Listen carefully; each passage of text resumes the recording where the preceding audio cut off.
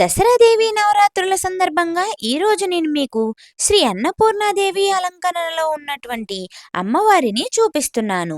మన యూట్యూబ్ ఆత్మీయ కుటుంబ సభ్యులందరికీ కూడా టెంపుల్ వ్లాగ్స్ రేణుకా ఛానల్కి స్వాగతం. ఈరోజు నేను మీకు పల్నాడు జిల్లా దక్షిణ కాశీగా పేరు పొందినటువంటి అమరావతిలో ఉన్న శ్రీ వాసవి కన్యకా పరమేశ్వరి అమ్మవారి యొక్క ఆలయాన్ని చూపిస్తున్నాను. ఈ ఆలయం వచ్చేసి శ్రీ అమరలింగేశ్వర స్వామివారి యొక్క ఆలయానికి దగ్గరలో ఉన్నటువంటి పోస్ట్ ఆఫీస్ పక్కనే ఉంటుంది. ఈ వీడియో మొత్తం చాలా బాగుంటుంది. స్కిప్ చేయకుండా చివరి వరకు తప్పకుండా చూడండి. మీలో ఎవరైనా మొదటిసారిగా మన ఛానల్ని చూస్తున్నట్టయితే వెంటనే మన ఛానల్ని సబ్స్క్రైబ్ చేసుకోండి.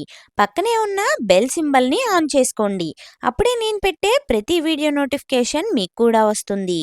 ప్రతి సంవత్సరం కూడా దసరాదేవి నవరాత్రుల ఉత్సవాలు అత్యద్భుతంగా నిర్వహిస్తారు. ప్రతిరోజు అమ్మవారికి వివిధ రకాల అవతారాలలో అలంకరిస్తారు. అలాగే ప్రతిరోజు కుంకుమ పూజ కార్యక్రమాలు నిర్వహిస్తారు. అలాగే బతుకమ్మ దగ్గర మహిళలంతా కలిసి కోలాటం చేస్తారు. ఈ ఆలయంలో దసరా ఉత్సవాలని కన్నుల పండుగగా అంగరంగ వైభవంగా నిర్వహిస్తారు. శ్రీ వాసవి కన్యకా పరమేశ్వరి అమ్మవారు ఈరోజు అన్నపూర్ణాదేవి అవతారంలో భక్తులకు దర్శనమివ్వటం జరిగింది. సకల ప్రాణకోటికి జీవనాధారం ఆహారం. ఆదిశంకరుడికి సైతం భిక్ష పెట్టిన అమ్మ అన్నపూర్ణాదేవి. అందుకే అన్నాన్ని పరబ్రహ్మ స్వరూపంగా భావిస్తాము. ఒక చేతిలో అక్షయ పాత్ర, అలాగే మరొక చేతితో గరిట పట్టుకొని అమ్మవారు సకల జీవరాశుల ఆకలిని తీరుస్తూ ఉంటుంది. అమ్మవారి యొక్క ఆవిర్భావం గురించి తెలుసుకుందాం. దక్షయజ్ఞం పూర్తయిన తర్వాత సతీదేవి పార్వతీదేవిగా జన్మిస్తుంది. పెద్దయ్యాక ఈశ్వరుణ్ణి పెళ్లి చేసుకోవాలి అని అనుకుంటుంది. పరమశివుడు హిమాలయాల్లో ఘోర తపస్సు చేస్తూ ఉంటాడు. ఆ విషయం తెలుసుకుని పార్వతీదేవి హిమాలయాల్లో తపస్సు చేస్తున్న శివుణ్ణి ఆరాధిస్తూ ఉంటుంది. ఆ పరమశివుణ్ణి ధ్యానం నుంచి బయటకు తేవాలని దేవతలంతా కలిసి మన్మధుడి యొక్క సహాయం కోరుతారు. వెంటనే మన్మధుడు శివుడి మీద పుష్పబాణం ప్రయోగిస్తాడు. వెంటనే శివుడి ధ్యానం భంగం కలుగుతుంది. కోపానికి గురైన శివుడు తన యొక్క మూడవ కన్నును తెరిచి మన్మధుడిని భస్మం చేస్తాడు. శివుడు ధ్యానం కోసం మళ్ళీ మరో ప్రదేశానికి వెళ్తాడు. పార్వతీదేవికి ఏం చేయాలో తెలియలేదు. వెంటనే పార్వతీదేవికి ఎదురుగా నారద మహాముని ప్రత్యక్షమవుతాడు. తల్లి పరమశివుడు భిక్షాటన కోసం సంచరిస్తూ ఉన్నాడు. అందుచేత నీవు పవిత్ర కాశీ క్షేత్రానికి వెళ్ళి ప్రతి భక్తుడి ఆకలి తీరుస్తూ అన్నపూర్ణగా అందరి ఆశీర్వాదం పొందుతూ ఉండు. ఒక సమయంలో ఆ పరమేశ్వరుడే నీ దగ్గరికి వస్తాడు అని నారద మహాముని సెలవిస్తారు. మునివర్యులు చెప్పినట్టే పార్వతీదేవి అమ్మవారు అన్నపూర్ణాదేవిగా ప్రతి ఒక్క భక్తుడి ఆకలి తీరుస్తూ ఉంటుంది. అదే సమయంలో పరమశివుడు భిక్షాటనకి అమ్మవారి దగ్గరికి వచ్చి అర్థిస్తాడు.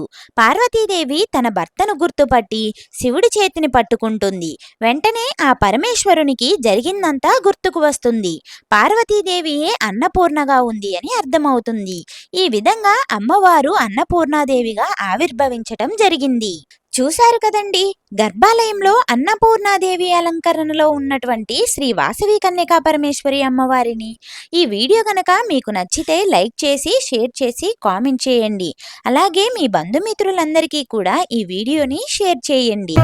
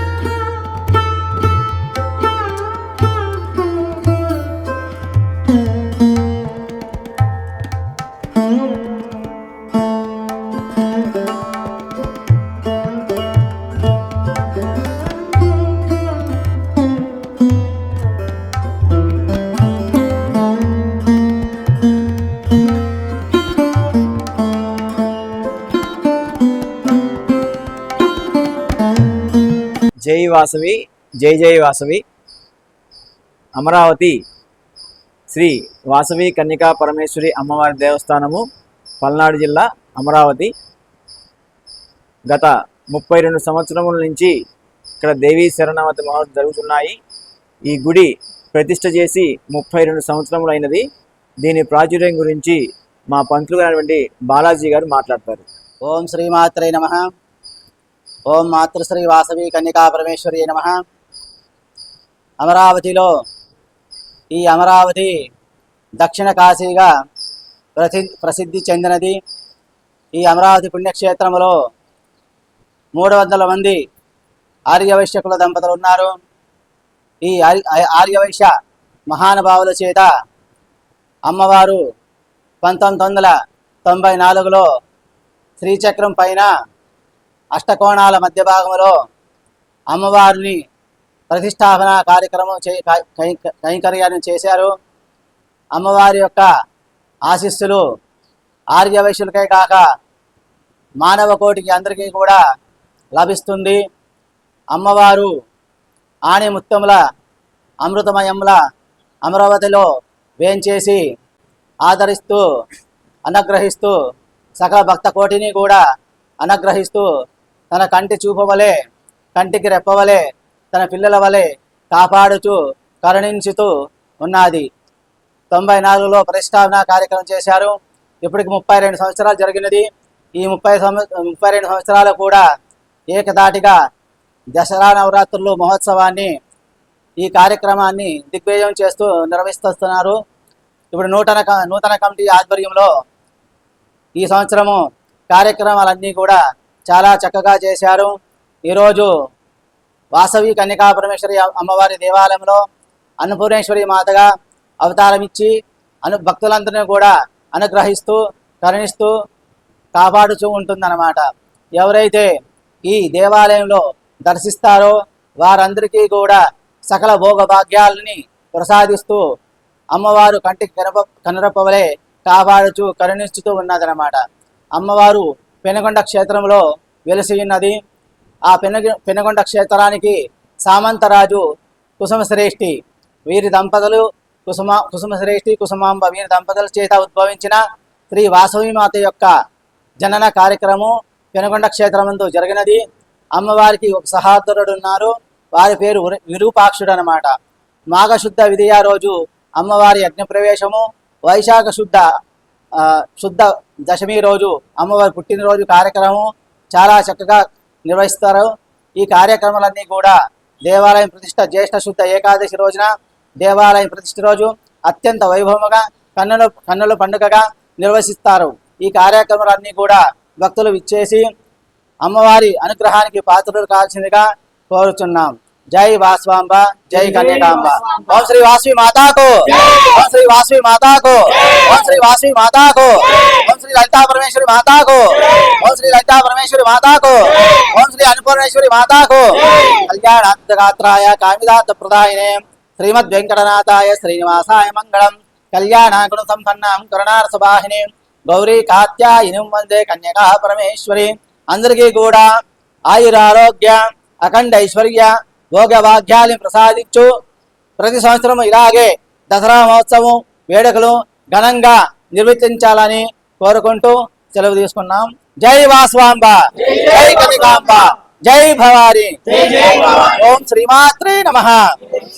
శ్రీ వాసవి కన్యకా పరమేశ్వరి అమ్మవారిని రోజు ఉదయం ఒకసారి దర్శించిన అమ్మవారిని స్మరించిన ఆ రోజు దిగ్విజయంగా పూర్తవుతుంది. దేవస్థానంలో బయలుదేరి లోపలికి వచ్చేటప్పుడు వినాయక స్వామి వారు ఉంటారండి. అక్కడ దండం పెట్టుకొని లోపలికి వచ్చి అమ్మవారిని దర్శించుకొని ఏ కోరిక కోరుకుంటే ఆ కోరిక ప్రతిసారి జరుగుతూనే ఉందండి. ఇది నా వంతు నాకు బాగా అనుభవమైనటువంటి మాట అండి. ఇది ఆటంకాలు ఏమి జరగకుండా ఇన్నాళ్ళు బాగా జరుగుతున్నాయండి కార్యక్రమాలు మొత్తము. జై వాసవి, జై జై వాసవి. జై వాసవి, జై జై వాసవి. శ్రీ వాసవి కన్యకా పరమేశ్వరి దేవస్థానం అమరావతి. ఈ దేవస్థానం స్థాపించి ఇప్పుడు 32 సంవత్సరాలు అయింది. ఈ 32 సంవత్సరాల నుంచి ఈ దేవాలయం స్థాపించిన కానించి ప్రతిష్ఠ అయిన కానించి మన బాలాజీ గారు ప్రధాన అర్చకులుగా ఉంటున్నారు. వారి సేవలో అమ్మవారి యొక్క సేవ బాగా అందిస్తూ ఈ దేవాలయాన్ని చాలా పవిత్రంగా ఎంతో ఆనందంగా అమ్మవారిని సేవిస్తూ అమ్మవారి యొక్క సేవలు బాగా అందిస్తున్నారు. ఆ బాలాజీ గారికి మేము మనస్ఫూర్తిగా ధన్యవాదాలు తెలుపుకుంటున్నాం. జై వాసవి, జై జై వాసవి. వాసవి కన్నికా పరమేశ్వరి మాతాకు జై. జై వాసవి కన్నికా పరమేశ్వరి మాతాకు జై. జై వాసవి కన్నికా పరమేశ్వరి మాతాకు జై. వాసవి జై జై వాసవి. నా పేరు చేగురాము.